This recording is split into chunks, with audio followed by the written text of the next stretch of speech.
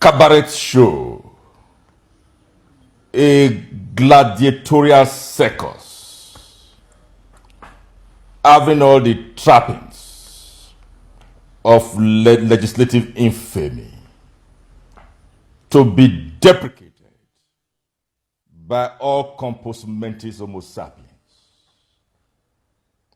For those of us who have lived all our lives in parliament, it is a show of ignominy. It is a show of shame. And it is not something that should be condoned by all compos mentis homo sapiens in this time and age. Members of the State House of Assembly who thought that 4 of their members had conducted themselves in a way and manner that amounted to misconduct, proceeded to put them in suspension, on suspension. Valid proceedings in law. Total compliance with the rules of the floor of the House. A day after, some 9 honorable members proceeded to the floor of the State House of Assembly in a post-haste and an arum scarum modus that had all the trappings of an enter-blitzkriegism, purportedly sold the impression to the world that they have impeached Mr. Speaker and some principal officers.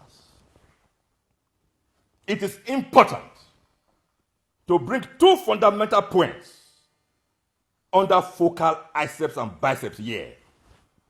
Which 2 points are, at the time these 9 members proceeded to engage, bestir, cocoon, maroon, and quagmire themselves in this opprobrious peregrination that had all the trappings of legislative infamy, political rascality, and if you like, even legal gambadoism. 4 of them had been validly suspended from the floor of the House, which meant they were complete strangers to the business on the floor of the House on that day. That vitiated their show of shenaniganism. What more? Which is even more fundamental. Let us even assume they had the numbers, which they did not have. Let us even assume that the presence of those 4 members that were already validly suspended, who had no business being seen within the sacred precincts of Parliament, did not even vitiate those proceedings. The legislative authority of the House, which confers sanctimony, which confers every integrity of the parliamentary legalis homo on the proceedings of Parliament, the mix, was not there. So, you can see why I said it was a cabaret show. Rule of law. 4 members have been validly suspended from the proceedings of the floor of the House.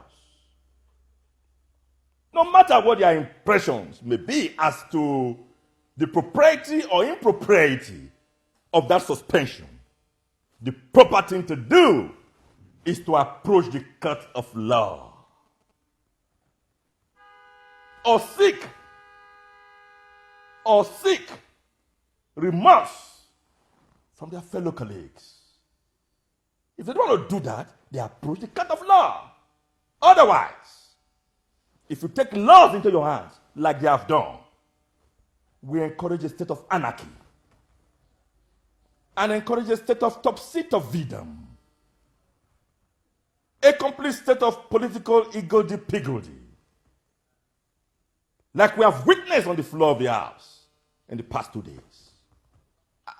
I have always subscribed to the school of thought which says that agreements and disagreements are the necessary ingredients that feeds, overhaul, titivate, and if you like, even masturbate the democratic contrivance or machinery, provided it is seen to be devoid of cranky ploys and political delinquence that goes to the solar plexus of the corporate existence of a nation state.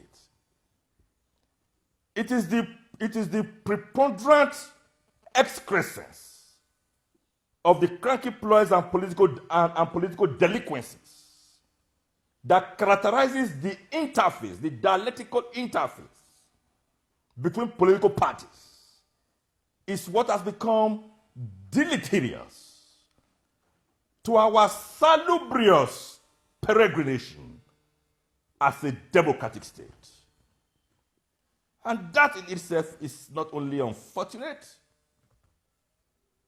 it is sardonic, and it is lugubrious.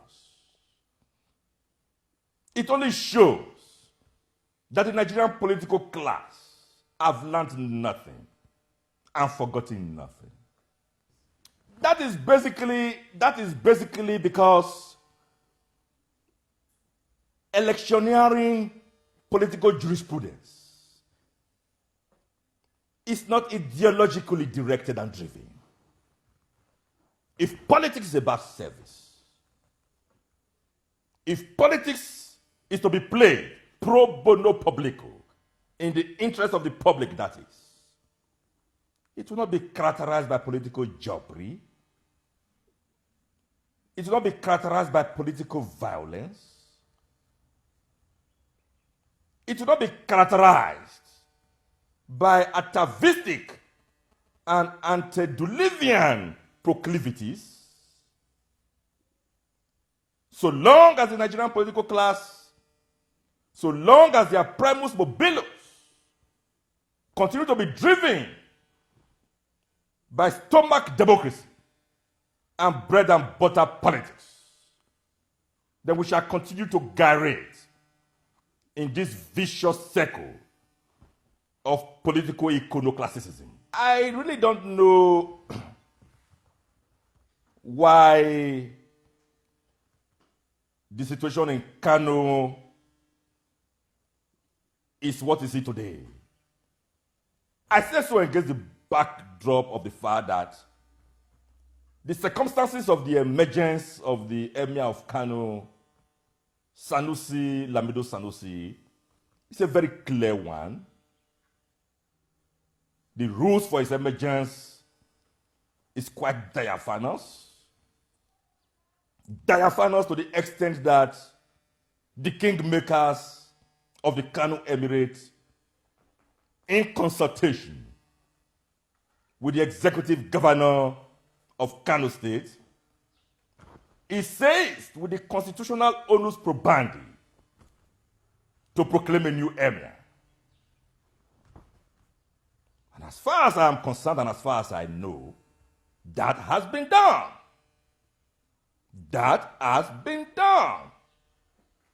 So I would advise those who have elected to be on the other side of the divide, to bring themselves to the reality of the fact that the Emir of Kano, Sanusi Lamido Sanusi, is the new Emir of Kano. And if you ask me, and I said that about two days ago when I updated my Facebook page, that I called on the federal government to send a letter of congratulations to the Emir of Kano, Sanusi Lamido Sanusi. That the federal government has not done that yet, for me, makes me maniacally bewildered. That is where maturity lies. That is where statesmanship lies.